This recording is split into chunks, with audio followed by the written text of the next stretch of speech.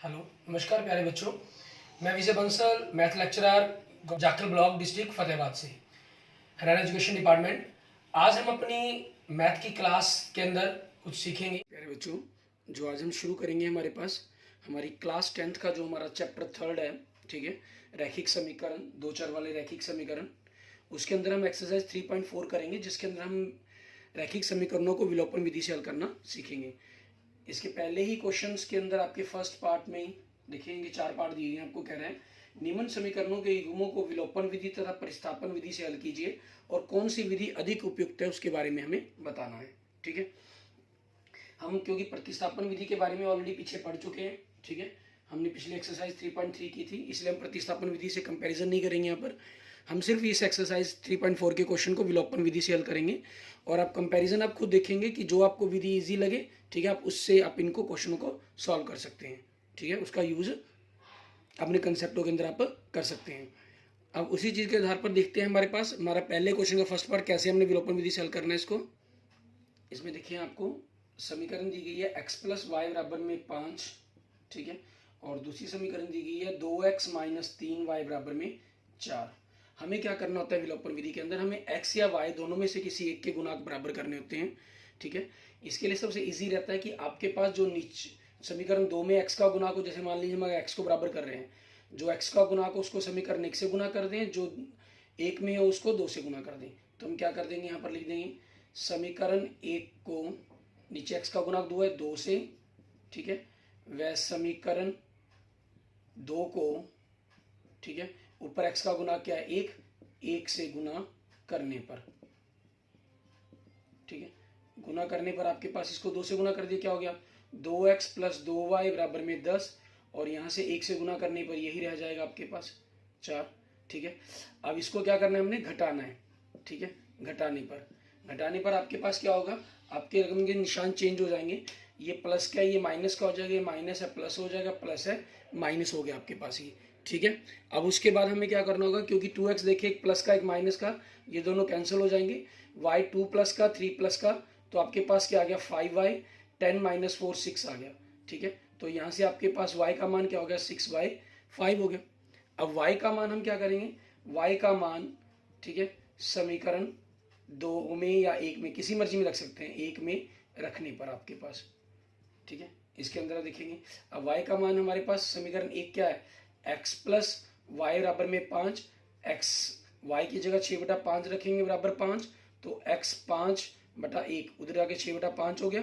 दोनों का आपने एलसीएम लिया 5, ठीक है, 1 और 5 का एलसीएम 5, 5 को 1 से भाग किया 5, 5 को 5 से गुना किया 25, माइनस 5 को 5 से भाग किया 1, 1 को 6 से गुना किया 6, तो आपके पास कितना आ गया x बराबर में 19/5। ठीक है, तो x बराबर 19/5 और y आपके पास 6/5। ये आपके क्वेश्चन के आंसर बन गए। ऐसे ही इसका सेकंड पार्ट देखते हैं। इसके अंदर हमें क्या कह रहा है करने के लिए, आपको समीकरणें दी गई हैं 3x प्लस 4y बराबर में 10, पहली समीकरण। दूसरी समीकरण दी गई है 2x माइनस 2y बराबर में 2, दूसरी समीकरण। हम क्या करेंगे, समीकरण 1 को नीचे x के अंदर क्या 2 से, वह समीकरण 2 को, ठीक है, दूसरी को करना ऊपर x के साथ क्या 1 में 3 से गुना करने पर, ठीक है, गुना करने पर आपके पास इसको 2 से गुना किया, 3 दूनी 6x, 4 दूनी 8y, 10 दूनी 20, इसको 3 से किया 6x, 3 दूनी 6 आपके पास, क्योंकि ये दोनों एक जैसे निशान पर, तो घटाने पर अलग अलग निशान के होते, तो ठीक है हम जोड़ने पर लिख देते। अब घटाने पर हमारे पास क्या होगा, ठीक है, घटाने पर ये निशान माइनस का, ये प्लस का हो जाएगा, ये माइनस, ये कैंसिल, 8 और 6 14y बराबर में 20 में से 6 गए 14, तो आपके पास y कितना हो जाएगा यहाँ से, ठीक है, 14/14 बराबर में y का मान कितना हो गया 1 हो गया। अब y का मान आप किसी भी समीकरण में रख सकते हैं, ठीक है, y का मान समीकरण 1 में रखें या 2 में रखें, मोस्टली हम 1 में ही रखते हैं।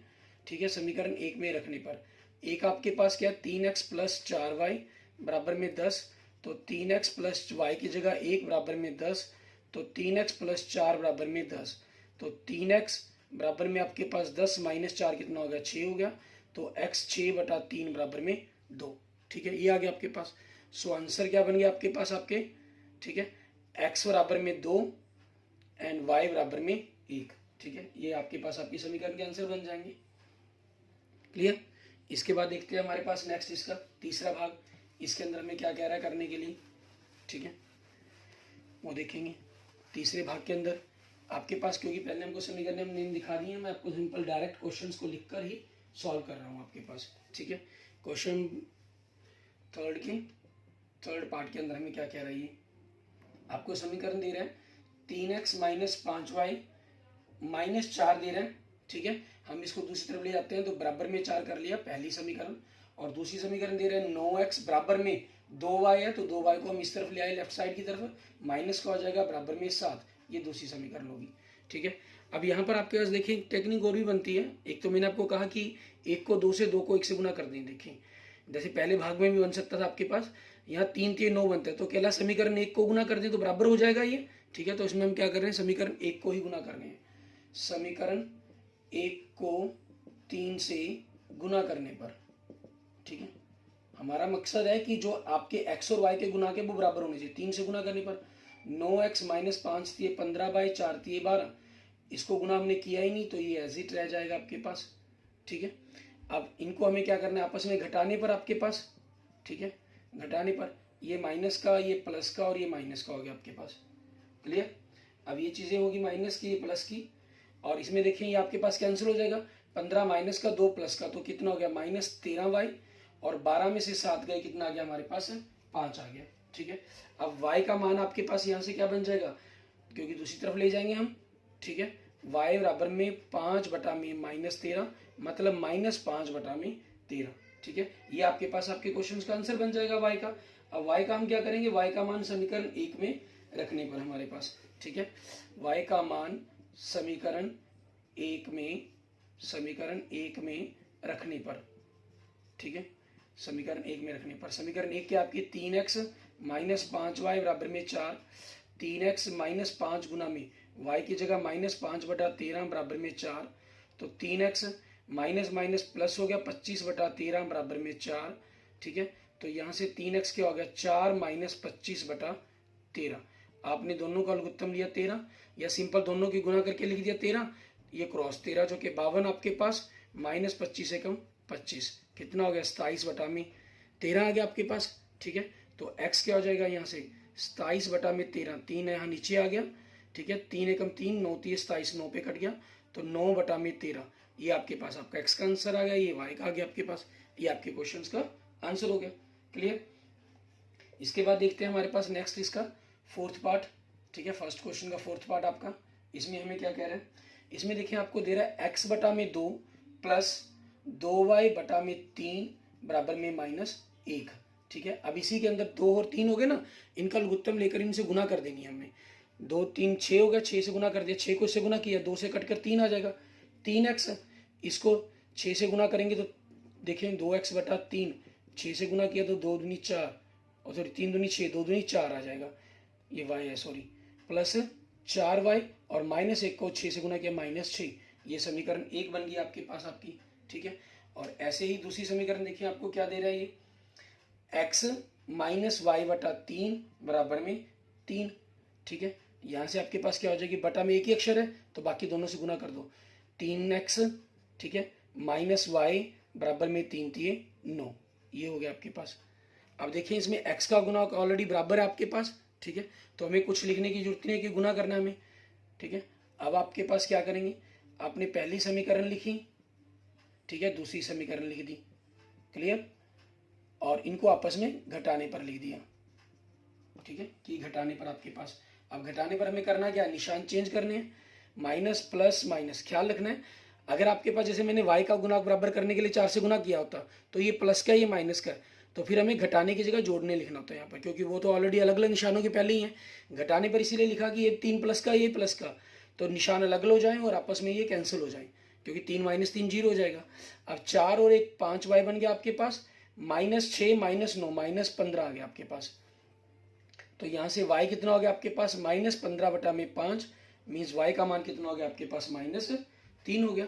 अब y का मान आपके पास क्या करना है हमें, y का मान समीकरण 1 में रखने पर आपके पास।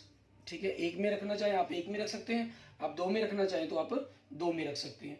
ठीक है, आपके पास समीकरण 1 क्या है, 3x प्लस 4y बराबर में -6, 3x प्लस 4 गुना में -3 बराबर में -6, 3x माइनस 12 बराबर में -6, 3x बराबर -6 प्लस 12 बराबर में 6, तो x 6/3 बराबर में 2। तो आपके आंसर क्या आ गए यहाँ से, x बराबर 2 और y बराबर -3 हो गया। ठीक है, आपके पास क्लियर। और इसके अंदर आगे देखेंगे हमारे पास नेक्स्ट, इसके अंदर हमारे पास क्या बनेगा आंसर, अगर हम आंसर की बात करें, x बराबर में आपके पास 9/13 और y बराबर में -5/13। ठीक है, ये आपके क्वेश्चंस के आंसर बने। क्लियर। इसके बाद देखेंगे हम अपने नेक्स्ट आगे क्वेश्चन नंबर 2 को देखेंगे। क्वेश्चन नंबर 2 के अंदर इन्होंने आगे 5 पार्ट दिए हुए हैं आपको। ठीक है, इसके अंदर हमें क्या रहा है, देखिए आपको कह रहा है कि निम्न समीकरणों में रैखिक समीकरणों के युग्म बनाइए और उनके हल यदि उनका अस्तित्व हो विलोपन विधि से ज्ञात कीजिए। अब क्वेश्चन नंबर 2 के अंदर आपके फर्स्ट पार्ट का अंदर सबसे पहले तो हमें इनकी समीकरणें बनानी है, फिर उनको हल करना है। सबसे पहले भाग में क्या कह रहा है, यदि हम अंश में 1 जोड़ दें, हर में 1 घटा दें तो भिन्न 1 बदल जाती है। यदि हर में 1 जोड़ दें तो यह 1/2 हो जाती है। अब हमें अंश और हर की बात करनी है। माना अंश आपका x, माना हर आपका y, तो भिन्न क्या बनेगी आपकी, x बटा में y, मतलब अंश बटा में हर। अब प्रश्नानुसार हमें क्या कहा गया, प्रश्नानुसार अंश और हर दोनों की बात की गई है। उनमें क्या कह रहे हैं, यदि अंश में 1 जोड़ दें, हर में 1 घटा दें, ये कहा गया, तो भिन्न क्या बन गई हमारी, 1 बदल जाती है, मीन्स 1/1 लिख देंगे। यहाँ से आपके पास क्रॉस गुना कर दी, x प्लस 1 बराबर में y माइनस 1, और यहाँ से ये निशान लगा लीजिए या हिंदी में आप या लिख लीजिए, एक ही बात है। y आपके पास लेफ्ट साइड में जाके माइनस का हो जाएगा, -1 इधर है, प्लस का एक राइट साइड में जाके -1 हो जाएगा। तो आपके पास यहाँ से x माइनस वाई बराबर में -2 आपकी पहली समीकरण बन गई। फिर उसके बाद फिर प्रश्नानुसार आप इनको कहना चाहें, पहले प्रश्नानुसार दूसरे प्रश्नानुसार लिखना चाहें तो वो भी लिख सकते हैं। ठीक है, ये सिंपल के लिए प्रश्नानुसार लिखना चाहें तो वो भी मेंशन कर सकते हैं। अगले में क्या कहा आपको, यदि हर में 1 जोड़ दे, मीन्स अंश में कुछ नहीं कहा इन्होंने, तो बस कोई दिक्कत नहीं है, आपके पास 1/2 रहते हैं। क्रॉस गुना कर दी, 2x बराबर y प्लस 1, तो आगे आपके पास 2x, y इधर आके लेफ्ट साइड में माइनस का हो जाएगा, बराबर में 1 दूसरी समीकरण। अब इसमें देखें x आपके पास 1 है, इसमें 2 है, लेकिन y देखो इसमें बराबर है, तो हम इनको ही हल कर लें सीधा ही। ठीक है, y के मान को ही हम हल कर लेते हैं, गुना करने की जरूरत ही नहीं है हमें। क्लियर। तो अब उसी चीज़ के अकॉर्डिंग हम देखेंगे। अब हमारे पास, ठीक है, x माइनस वाई बराबर में -2, 2x माइनस वाई बराबर में 1। ठीक है, अब इनको हल करना है। y क्योंकि हम बराबर है, गुना हमने किया ही नहीं इसके अंदर। ठीक है, और y के देखें एक ही जैसे निशान पर हैं, इसलिए हमें घटाने पर लिखना होगा। और अलग अलग निशान के होते हैं तो जोड़ने पर लिख देते हैं। ये माइनस हो गया, ये प्लस हो गया, ये माइनस, ये कैंसल। x 1 है जो प्लस का, 2 माइनस का, तो -x हो जाएगा। -2 -1 -3 हो गया। तो यहाँ से आपके पास क्या आ जाएगा, ठीक है, x बराबर में 3, क्योंकि माइनस माइनस कैंसिल हो जाएगा। क्लियर। और कभी भी जो हमारे स्टेटमेंट वाले सवाल हैं, इकाई वाले सवाल हैं, इनके अंदर कभी एक्स वाई का मान आपका नेगेटिव नहीं हो सकता। ठीक है ना, अधिकतर क्वेश्चनों की सिचुएशन इसी प्रकार की बनेगी आपके पास, जो कभी भी माइनस में, ऋणात्मक में नहीं होगी। यहाँ x बराबर आपके पास 3 आ गया, तो y का मान आपके पास क्या होगा, x का मान समीकरण 1 में रखने पर, x का मान समीकरण 1 में रखने पर आपके पास, ठीक है, समीकरण 1 में रखने पर आपके पास समीकरण 1 क्या बन रही है, x माइनस वाई बराबर में -2, आपने y की जगह 3 रखा तो -2, तो x आपके पास यहाँ से क्या हो गया, -2 + 3 बराबर में 1। ठीक है, x का मान 1 आ गया और y का मान आपके पास 3 आ गया। सॉरी, x का निकला था हमारे पास, y का निकालना था, यहाँ मिस्टेक होगी, मैंने x का मान रखना था, y की जगह रख दिया। x का मान रखा 3, y तो हमें पता कर रहे हैं -2, तो यहाँ से आपके पास -y बराबर -2 -3, तो क्या हो गया, -5 हो गया। तो यहाँ से आपके पास माइनस माइनस कैंसिल होकर y कितना हो गया, 5 हो गया। तो भिन्न क्या बन गया आपके पास, ठीक है, x बटा में y मतलब 3 बटा में 5। ठीक है, आप चेक करना चाहें, 3 में 1 जोड़ा 4, 5 में से घटाया 4, 4/4 1 ही बनना था। 3 को कुछ नहीं किया, लेकिन 5 में 1 जोड़ दिया तो 3/5, 5/5 में 1 जोड़ा 6, 3/6 क्या बनेगा, कटकर 1/2 ही बनेगा आपके पास। क्लियर, ये हो जाएगा आपका। अब देखते हैं नेक्स्ट क्वेश्चन। ठीक है, इसके सेकंड भाग में हमें क्या कह रहा है वो देखते हैं। इसके सेकंड भाग में हमें कह रहा है, कहना है 5 वर्ष पूर्व नूरी की आयु सोनू की आयु की 3 गुनी थी, 10 वर्ष पश्चात नूरी की आयु सोनू की आयु की 2 गुनी हो जाएगी, नूरी और सोनू की आयु कितनी है। ठीक है, अब इसमें देखिए हमारे पास क्वेश्चन नंबर दूसरे के सेकंड भाग के अंदर मानना हमारे पास देखिए नूरी की आयु सोनू की आयु की 3 गुनी थी, मीन्स नीरू बड़ी है हमारे पास। ठीक है, नूरी बड़ी है सॉरी, तो हम नीरू को ही एक्स मान लेते हैं। माना नूरी की आयु हमारे पास, ठीक है, नूरी की वर्तमान आयु कह लीजिए, अकेला आयु के शब्द कह लीजिए, आप जो जैसे मर्जी यूज कर सकते हैं। माना नीरू की वर्तमान आयु कितनी होगी, एक्स वर्ष। ठीक है, माना सोनू की, ठीक है, माना सोनू की वर्तमान आयु आपके पास ये कितनी होगी, वाई वर्ष। ठीक है, ये हमारे पास आ गई नूरी की वर्तमान आयु और सोनू की वर्तमान आयु। अब प्रश्नानुसार हमें क्या कह रहा है वो देखेंगे। प्रश्नानुसार पहले प्रश्नानुसार में क्या कहा इसने, 5 वर्ष पहले, 5 वर्ष में क्या होगा, दोनों की उम्र 5-5 साल कम होगी, क्योंकि अगर मान लीजिए आज किसी की उम्र 50 साल है तो 5 साल पहले कितनी थी, 45 साल। ठीक है, तो इसलिए 5 माइनस कर दिया हमने। अब दोनों के अंदर यहाँ पे उन्होंने रिलेशन क्या बता रहा है, मीन्स बराबर अगर हमें रखना हो तो उसने कहा है नूरी की आयु सोनू की आयु की 3 गुनी थी, मीन्स सोनू की उम्र को अगर हम 3 से गुना कर दें तो इसके बराबर आ जाएगी। तो x माइनस वाई बराबर में 3y माइनस बराबर 15। ठीक है, तो यहाँ से आपके पास x 3y इधर आके माइनस का हो जाएगा -15, 5 आपके पास राइट साइड में जाके प्लस का हो जाएगा। तो यहाँ से x माइनस 3y बराबर में -10 आपकी पहली समीकरण बन गई। ठीक है, उसके बाद दूसरे प्रश्न अनुसार आपका, ठीक है, इसमें क्या कह रहा है आपको वो पढ़ें। इसमें हमें कह रहा है 10 वर्ष पश्चात, मीन्स 10 साल वर्ष पश्चात क्या, दोनों की उम्र में हम 10-10 साल जोड़ देंगे। ठीक है, आपके नूरी की आयु सोनू की आयु की 2 गुनी होगी, मीन्स को 2 से गुना करना है। तो आपके पास देखेंगे x प्लस 10 बराबर में 2y प्लस 20। ठीक है, तो यहाँ से आपके पास x माइनस 2y 20, 10 आपके पास हो जाके माइनस का हो जाएगा, यहाँ से x माइनस 2y बराबर में 10 आपकी दूसरी समीकरण होगी। क्लियर, अब इन दोनों को हमें हल करना है। अब आपके पास देखेंगे, ठीक है, यहाँ पर आप लिखना चाहें तो लिख भी सकते हैं विलोपन विधि द्वारा। ठीक है, अब विलोपन विधि द्वारा आपके पास नहीं भी मेंशन करेंगे तब भी कोई चक्कर नहीं है। x माइनस 3y बराबर -10, दूसरा x माइनस 2y बराबर में 10। अब इसमें देखिए आपके पास x के गुणांक ऑलरेडी बराबर है। ठीक है, तो हम क्या करेंगे, इनको घटाने पर लिख देंगे। ठीक है, घटाने पर आपके पास, क्लियर, तो ये देखिए ये माइनस का हो गया, ये प्लस का, ये माइनस का, x कैंसल, -3 और प्लस 2y, तो आपके पास क्या हो गया -y, ये -20 हो गया आपके पास। क्लियर, तो अब यहाँ से आपके पास y बराबर में माइनस कैंसिल होकर कितना आ जाएगा, 20 आ जाएगा।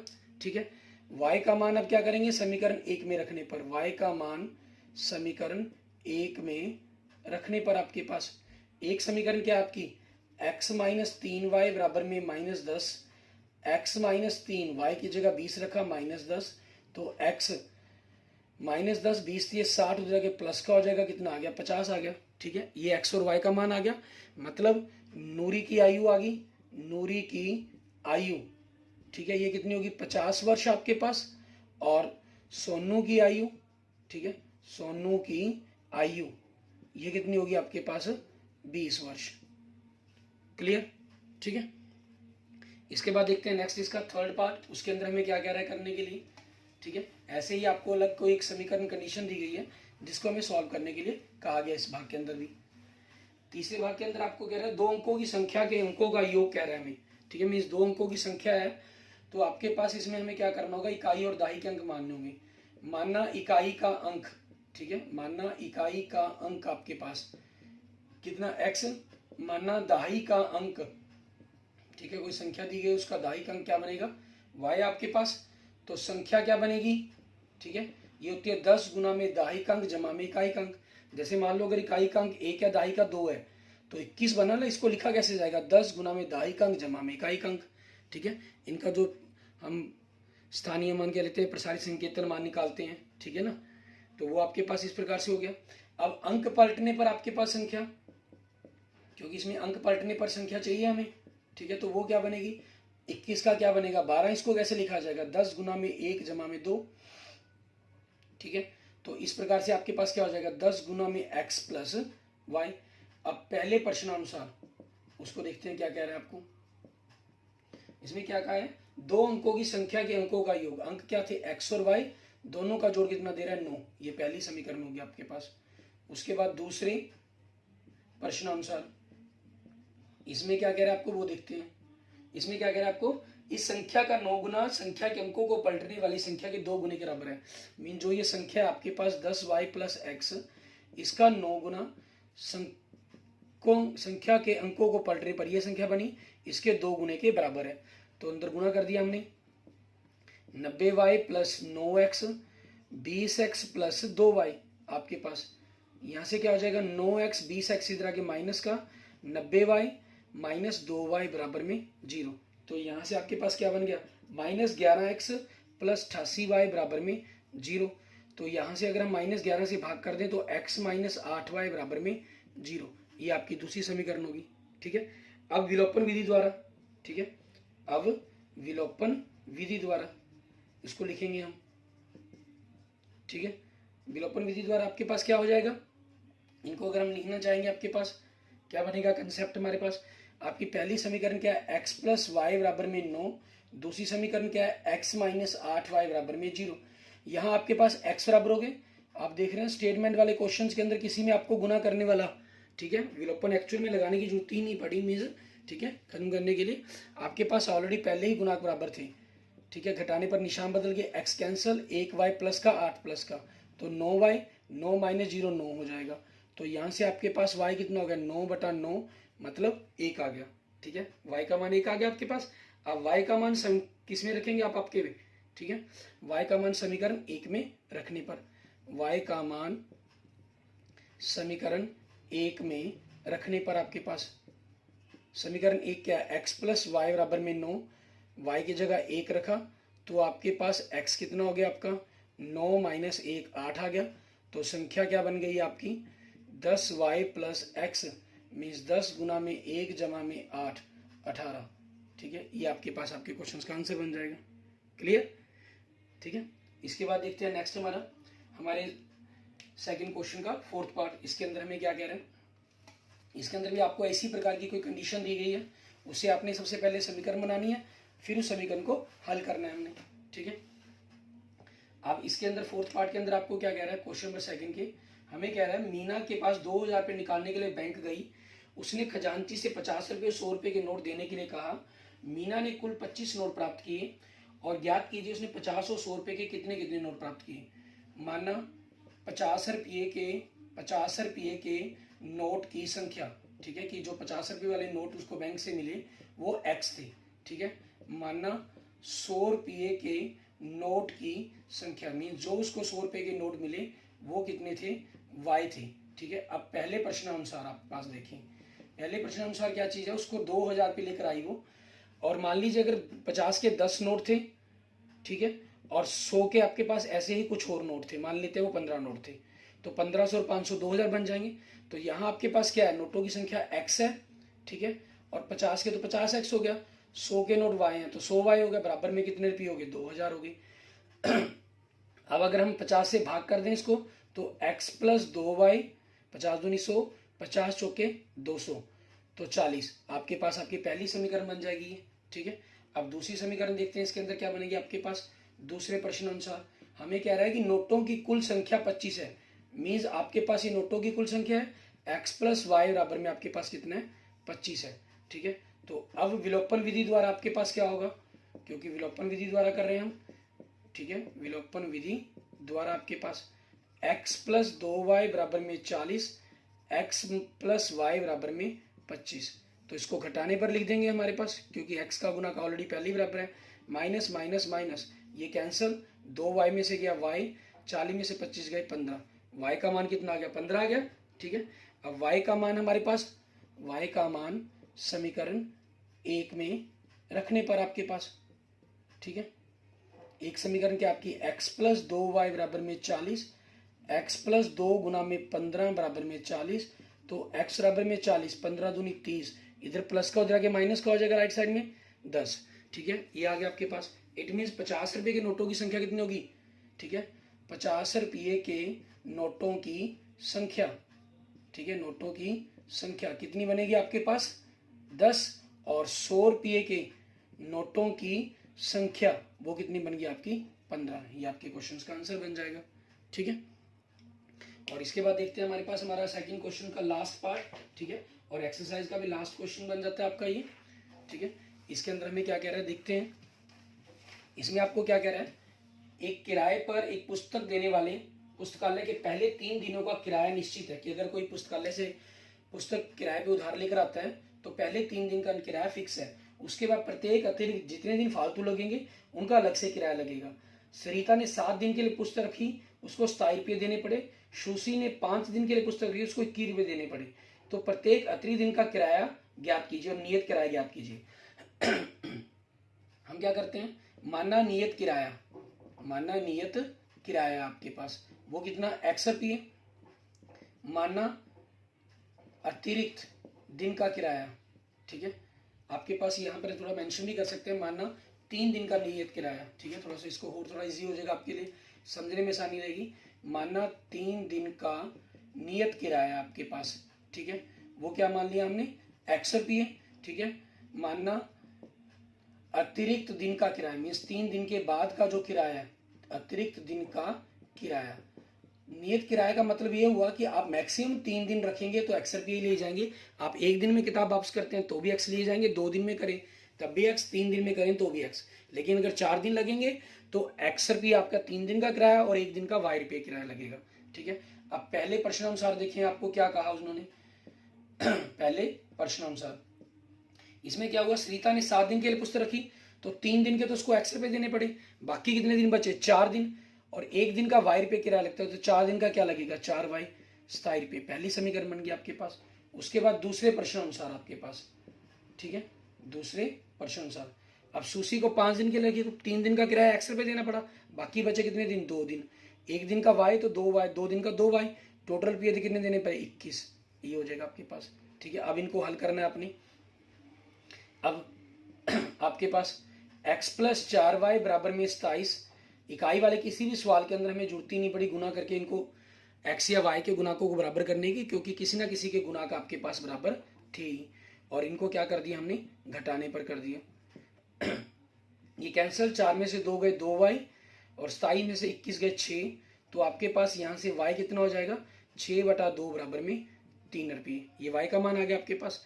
अब y का मान आपने समीकरण 1 में रखने पर, y का मान समीकरण 1 में रखने पर आपके पास तो वो क्या बनेगा, y आपके पास क्या था पहले समीकरण में क्या, x प्लस 4y बराबर में 27।